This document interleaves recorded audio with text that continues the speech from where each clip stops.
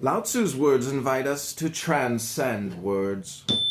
Since words are used as the rationalizations of the tyrannies that we have established over each other, he offers us what in his time were alternative utopian pathways to a more harmonious life.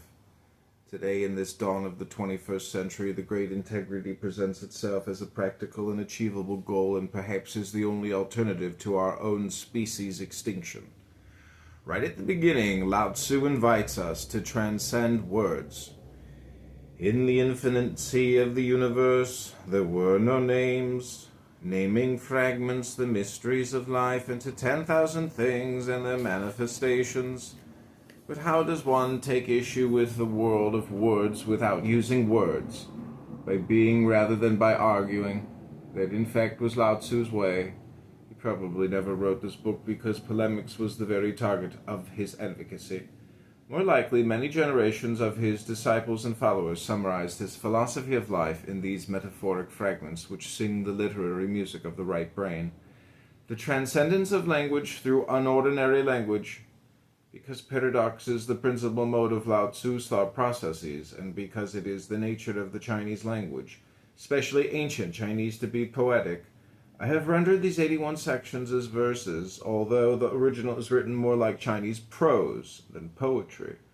Moreover, how else then through poetry can one employ the left brain to transcend itself? How else can one criticize logical thinking without using logic?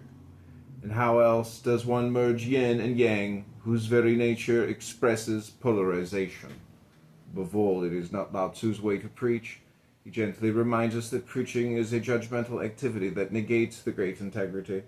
That the very act of raising the flag of the great integrity is itself an act of preaching, one of the inherent paradoxes of the Tao Te Ching.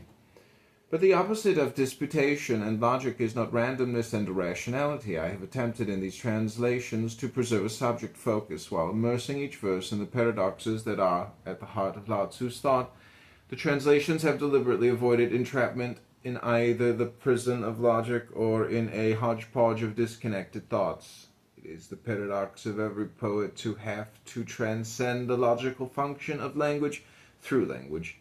It is a higher level of paradox when the very content of the poetry is dedicated to the transcendent, to this transcendence. The ultimate consistency of Lao Tzu's wisdom is for us to communicate through silence, but consistency is also a negation of his wisdom, since the Tao Te